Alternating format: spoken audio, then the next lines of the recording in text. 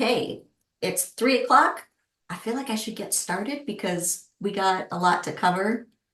Um, Heather, good to see you as well.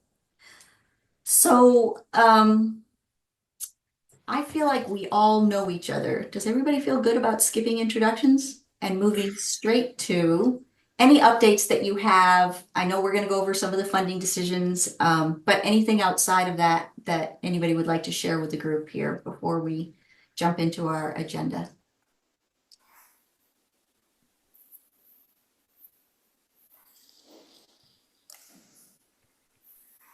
Not to put Jake on the spot, but I believe we have hired a psych ARNP. Is that right, Jake? Oh, really? To replace Ann Komen. Yeah, Linda started with us on Monday, so we're excited. Oh, that's We've got great. that That's access really good. embedded in our primary care clinics Yep, full again. time, full time. So also sees kids, so we're excited about that. Oh, What's that's her name? Linda Hodgson, she actually used to live in the community, I want to say 15, 20 years ago. So we're very fortunate. that's really good news. Anybody else? And Well, we have a new medical director coming on board December 9th. Katie moved on from us, but so I'm excited about that. And we got some seed money to pilot a partial hospitalization program for SUD services. And I'm really excited about getting that up and running off the ground. So, we are going to come to that in the packet and we'll dig mhm. a little more on kind of what you're thinking, what you got and what you didn't get. Because I didn't have a chance to kind of talk about that with you until I already gotten the first packet sort of out the door. Any other updates from folks? I'm trusting that we all know each other, so I'm not bothering to go through a round of introductions. All right, then. Moving right along, what I'd like to do today is go through what we've got going on in terms of the opioid abatement funds that actually support this table. And then I'm just going to briefly show you how to get to go look at the final report for the RCORP grant that we finished. So that was that 4-year thing. It's out there for you to look at whenever you desire, and I'm sure it's a priority for everybody. And then we'll talk a little bit about the voting member activities that have happened since we last met in August. This is just for the general group. And then we'll go into some funding updates and maybe have a little bit of discussion about funding in general. And then those who are on this meeting who are not a part of the voting group will be able to sort of go off and go to their day, and we'll keep the voting group here. And then we have a separate meeting packet and agenda for that meeting that we'll jump into. So my goal is to finish the content for this package by 3:30. Any questions, thoughts, things you'd like to add? Just to say that the report on the HRSA grant is not dull, and it is written very well, as you might expect. It covers a lot of ground, which is the seed that created this table we are all at right now. So do yourselves and Lori a favor and look at it someday. It was very edifying to see it all in one place. So I'm going to give you a round of applause. I already have done that, but I'm going to do it again and encourage my fellow colleagues here to take a gander. It's good. We did this 4 years. It's a Yeah. lot of work. And I think it really did set the tone for what we're going to try to do here in the second phase. And it would have been really hard to jumpstart something like what we're trying to jumpstart right now if we didn't have all of that experience behind us. So, moving along, I'm going to go ahead and share my packet now, but you all probably have the link, but let me just put it in the chat quickly. Bear with me as I get the shared screen going. Get you guys where I can see you. Someday I'm going to have 3 screens and it won't take even that little bit. Okay, so, and just to orient you, you've got some general links over here on the side for things that maybe someday you'll want. Access to the last meeting's notes, some of the resources that we have available, and then the BHC resources page where all of the documents that are related to our to these meetings as they go on. And I also wanted to quickly say, because we've got Heather on here, Heather, could you put the email, the code, what do we call it? The website address into the chat Yes, for the website? Thank you. absolutely. Um, Sure. we only published it, so it will be up during this meeting and then we're going to take it down. We just want you to see what's there and how it's coming along. Nobody get hung up on anything about member descriptions because all of this is, as you'll see, something that we have to go through in our voting member packets before we're going to actually have content that we'll put there. So just want you to see how it's coming along. Can folks see my screen? Okay. Yeah. Okay. So I wanted to give you a quick overview of how our expenditures are going on the opioid settlement funds. This is through the end of October. So the funding that we had we got funding from 22 and 23, and that funded us through this point and a little extra through the end of October. We're expecting some more funds to be coming in. If you go to the next page, you'll see the very specifics of how the funding got spent over the last year, or 11, 12, 14 months, 13 months. Jim, can't remember. And then this is a projection, and we project that we're going to get in about 65,000 that will come in. It will add to the overage that we had from last year, and it'll get spent generally in this way. This is what we projected budget-wise. Things can happen. Amounts might not be the same. We'll wait and see. Do we have, let me go through one more slide and then I'll ask for questions.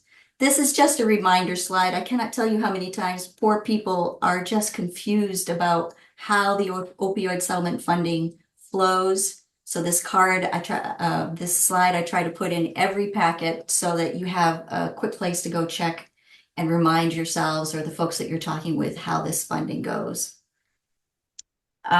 This is just to show you that there was an amount that was paid in advance from 2028, and it will be, we think, received here in 2024. And that amount, I think,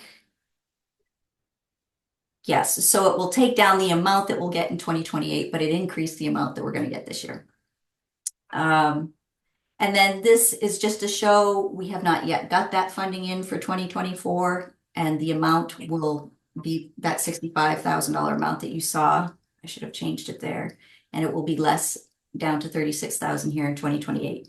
These are the things that we're working on, and I'm not going to go into too much detail because we've covered this in other meetings, and not a lot has changed there. I'm going to, yes. Going to stop for a moment and ask if there are any questions. Kelly, did you have a question? Or maybe she's just... Okay. Any other questions having to do with budget? Funding? When we expect it? Which I still don't know, but we think it's close. Dr. Caldwell? Yeah, was there a built-in strategy for cost of living increases for the humans that are funded from this budget? I think we're keeping it at the same, and I think we have a pretty good idea that until we get more funding, it is likely to go down. So the amount of time that I'm able to spend on this will go down. I feel like, you know, I'm putting a lot of time and energy into this as we are sort of grounding this and getting it started in this second phase. There's probably a lot more time going into it than we actually have to pay for that human resource, which is me. But I think it will be worth it.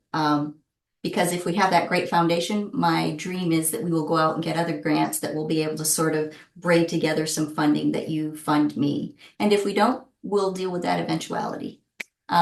Sheriff Null. How come the money was taken out of the 2028 budget to move forward?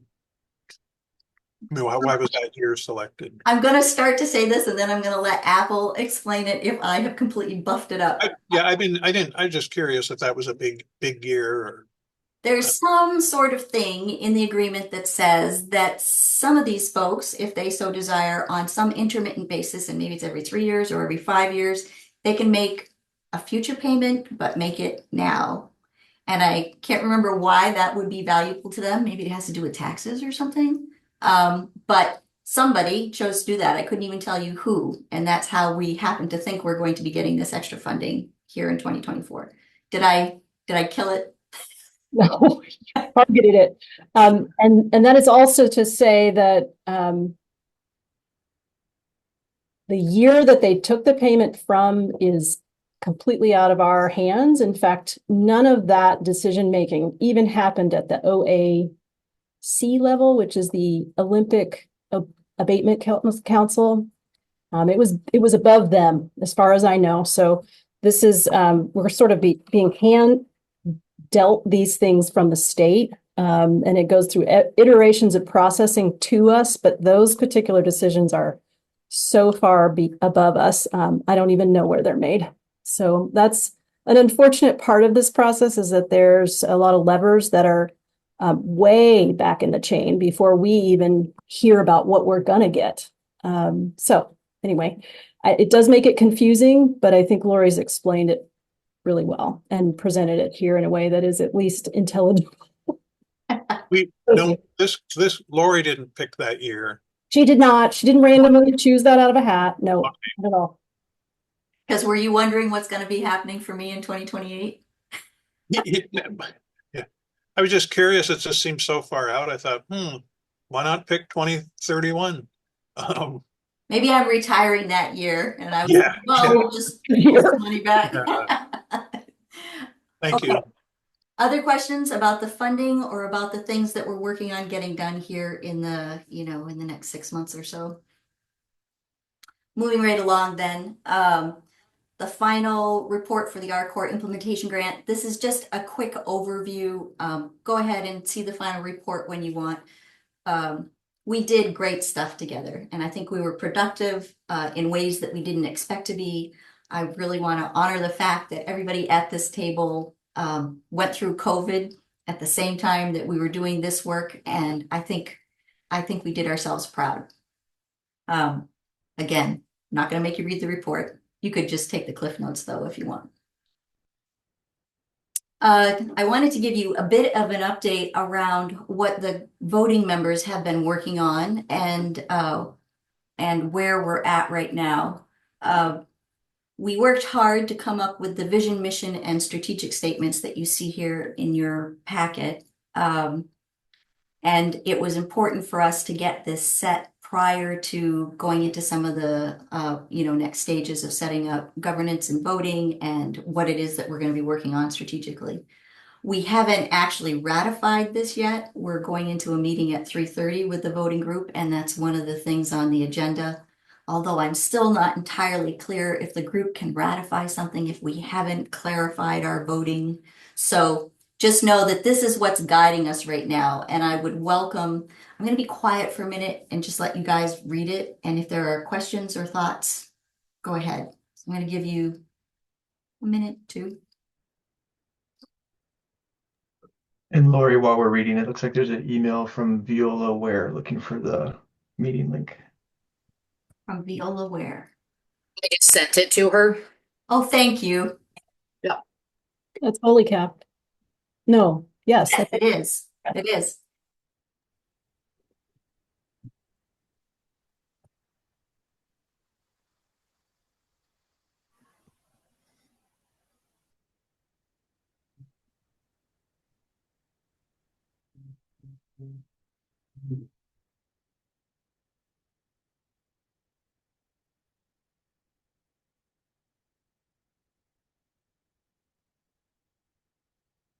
Everybody good? Thanks, by the way, for the comments about the website. Heather, I hope you're looking at the chat because that's all Heather's work. Any thoughts, questions, feedback on the vision, mission, and strategic statements that we're going forward with to vote on? It's not decided. We're gonna go ahead. Apple. The comment that after our last meeting, when we did kind of wrangle these sentences that you very gracefully put together, but then we had our input on.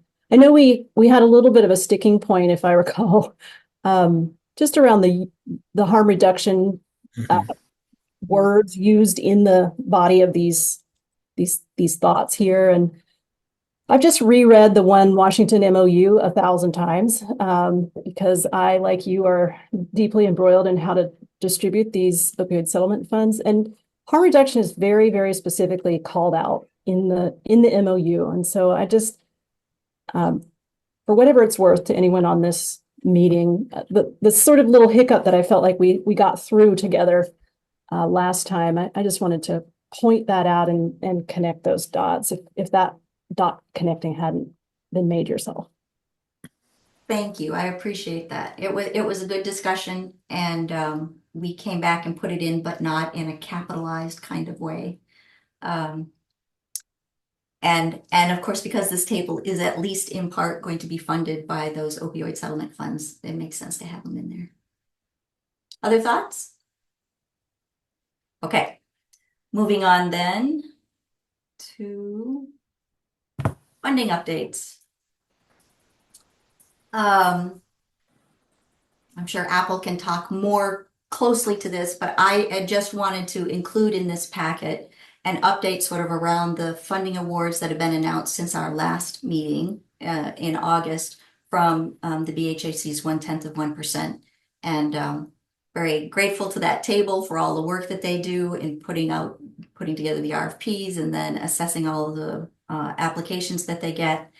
And what I have done here on the next slide is just captured the overview that they actually give. It's a very transparent process of who got what they asked for, and what actually the award was, and the timing that they'll follow through.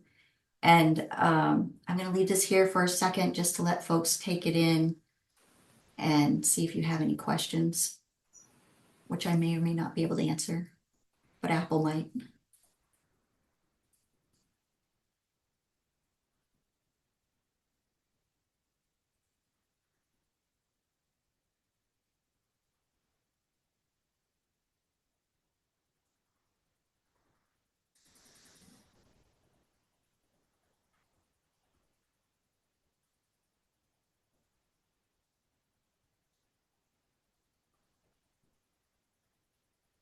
As you guys are taking in this information, is there any questions or any ways that we can help with your understanding what you're looking at?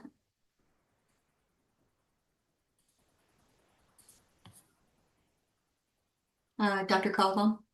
Is there I don't know how to ask this. Is there a transparent process by how this group decides who to award, either in full or in part? Like, I noticed some requests are significantly different from the previous year's requests, and is it always everyone at the max and some people get zero, or do they sometimes say, we'll give you 50% of what you're asking for, so these other people can also have 50%? I'm so grateful Apple's here. I'll do my best. It's a combination of those things, Dr. Caldwell. There is a designated review committee that interviews everybody who's submitted an application, and it's a pretty rigorous interview process. Everybody did amazingly. Many of those folks are even here today. There is a combination of things. So most of you probably have heard, but maybe you haven't, Dr. Caldwell. There was about a $2 million ask overall across about 16 or 17 applicants. And we have just about 990,000 in this fund. So over half, over double. We worked really hard to sort of reduce the asks equally across as much as we could. There were two that we could not fund based on the structure that we used. And we worked hard to figure out what other funding streams we already knew of that they might be able to be eligible for. Again, an additional item was we have to first and foremost focus on those entities that have no other way to get funding. So therein lies an example of, for instance, let's see, who do I use here? I don't see it on here. Where is it? Nurse family partnership. Oh, there it is, out of public health with the purple. And I'm not using that because it's my example in my home, but for example, it is funded in part by one source. We're not able to go out as a government entity with funds that we get for that program and get funds from other grants to supplement. So this tax base fund is the thing that helps us keep that program going. Those were the three components that we used. One of the things that is good to remember is that 2 years ago in 2022, there was a BHAC vote to have the therapeutic courts get $200,000 every RFP period without need to submit an RFP, and it's off the top. And so that was written into the way this budget goes forward until it's otherwise decided, but that's how we're doing it now. So when we say we have 990,000 to sort of fund this $2 million ask overall, that's, you have to take away 200,000 from that off the top. So we really just didn't have enough. And the need is huge. I mean, people had needs that are all completely valid. And to your point, Dr. Caldwell, included cost of living increases, because we all have to operate our budgets knowing that that's coming year over year. So anyway, I hope that answered your question. It was complicated. There's, I think there are 7 of us on the review committee, and we all attended every single interview. I can't even imagine what a challenge it is. So thank you. Yeah. Thank you, Apple, and thanks for the question. Other questions? Can I Okay, ask a quick question? of course. I'm just out of curiosity, the Gateway to Freedom fire cares going from 50,000 to 275,000, or I'm just curious, what is that, creating a position or something? Or I mean, just Similar setup. I can answer that. It actually was the same funding request that we had requested from them initially when we started the program in 2020, what was it, 2023? And so we just asked for the same amount that we had asked for initially because we had the program is currently being funded by several other sources, and most of those sources end in June of next year. So we asked for the same amount. We didn't expect to get that, but that's how much the program essentially costs per year to run. So that's what we asked for. cool. Thanks. Yep. Thanks, Matt. Thanks, Gabby. Moving on. All right. So keep in mind, we've got 7 minutes before I'm going to take us into the vote, into the governance meeting. Quickly, there was an OCH funding opportunity for community-based care coordination partners. We learned in October who had received it, but it wasn't quite clear who had received how much or whether they'd asked for more and not gotten as much as they'd asked for. And some of the reasons that's important, at least in Jefferson County, is it gives us a sense of funding that is still needed, projects that have been defined but don't have a stream to support them yet. So on the care coordination model, this is for this opportunity. There were 2, one was a full service community care based coordination, and the other was community based care coordination for those with more complex needs. And so our folks chose between those models as they were putting together their applications. I don't know who all from Jefferson County applied, but of the folks who won, Jefferson Healthcare received a 1.5 FTE for complex health, and that amount is 225. And I don't know, Dunya, do you want to say anything more about that? No. So the way that the program was set up is that if you went for the complex health and social needs, then per FTE you were allocated $150,000. So 1.5 times $150,000 was 225. One of the things I do want to point out is that bullet point that you and I had talked about, Lori, that everyone who uses the service goes through OCH's Connect program. I think we had talked about removing that. And so for the patients that, and they are patients to us, for the patients that will be managed by that 1.5 FTE, it will go through Olympic Connect, but we have care managers, case managers, community health workers, health navigators across our entire system. And so we are still determining the operational process for this work, but yeah. Thank you. And sorry about that bullet staying on there. It's okay. I swear there's a version where it isn't on there. It's just not in this pack. And there was a third bullet that I did like that you took off instead. So I don't remember what that one said though. That's all right. Maybe that's what happened. All right. Maybe we'll see it in one of these other slides. So our Quilcene Fire Department got funding for their CARES program, 2 part-time positions for a total of 1 FTE. And again, this funding goes through the end of December 2025.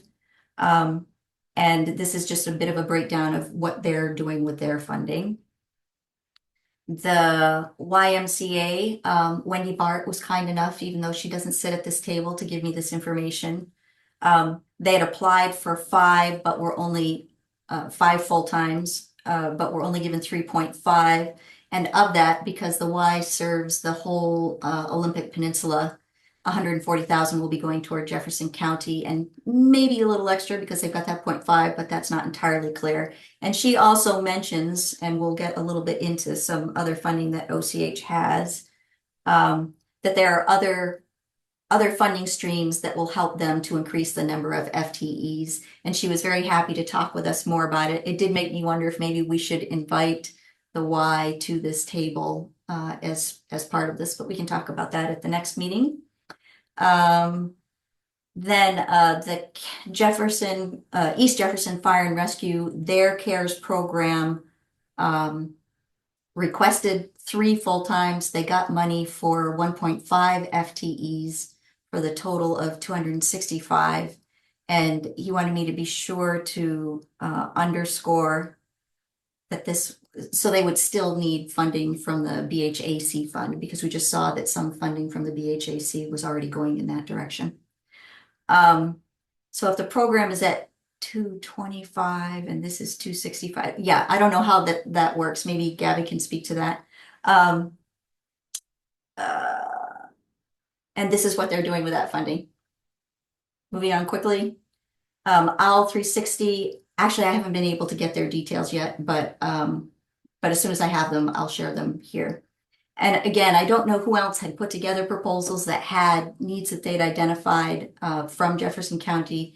If you are one of those, or if you know of some, we would like to sort of know what you had hoped for versus, if you were just taken off the list or whatever. So then there was another RFP out for expanding and enhancing access to social care. This is the overview of 46 applications came in for over 7.2 million. This is what the program is about, and I'm racing to get on to, I actually do know who got what amount of funding across the region. And I wanted to give Jim a very short, tiny window to say anything he'd like to say about the Discovery Behavioral Health Care Award, because it is exciting. So this is seed money to pilot a partial hospitalization program specifically for individuals with SUD issues. Hopefully what we could do with this is, instead of people maybe having to go directly into inpatient, keep them in the community for a few weeks or more.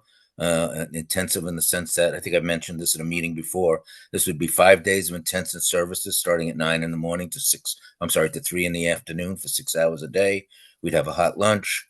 They'd be followed by a case manager, a peer, and obviously get intensive other services on top of the SUD IOP type services. They would get some mental health services if necessary, also some wellness and nutrition services to our nurses and med management if necessary. This is, again, a pilot. If it's doable and it works, then I can reach out to the MCOs and get this funded. And as a day rate, my really long-term goal is not only to do it for SUD, but to add a mental health component, to have a mental health partial hospitalization program. So people that are in a voluntary nature do not have to leave the community, leave their family, and be able to get intensive treatment throughout the week and go back to their settings at night. which is a lot better than being out in Yakima somewhere or thing. So I'm real excited for the opportunity to get this and see if we can pilot it and make it work. So Right. Very exciting. This is something long in the making, and it's nice to see it starting to grow something where we can see above the ground.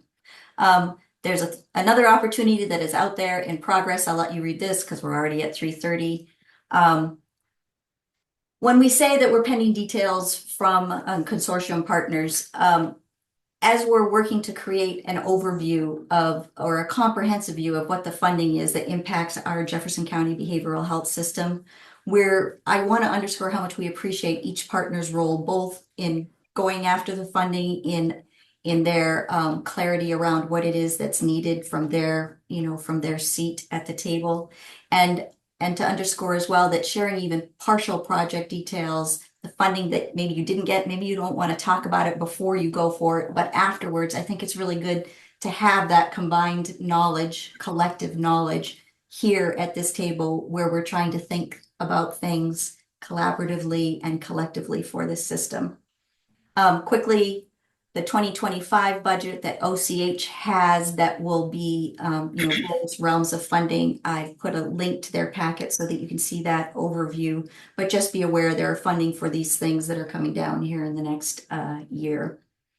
And then if we had time, which we don't, I would love to talk maybe next time a little bit with this group about what you see the potential benefits are in collectively tracking and sharing our funding efforts and how that could enhance our impact as a consortium. And I even put some little notes in there that you might think about, because I'm not just predisposing you to a certain answer, but I am.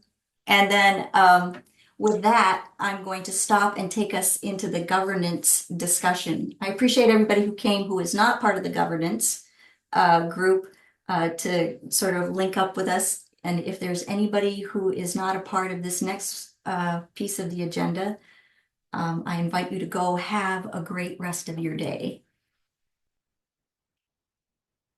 Rebecca, I think you are on.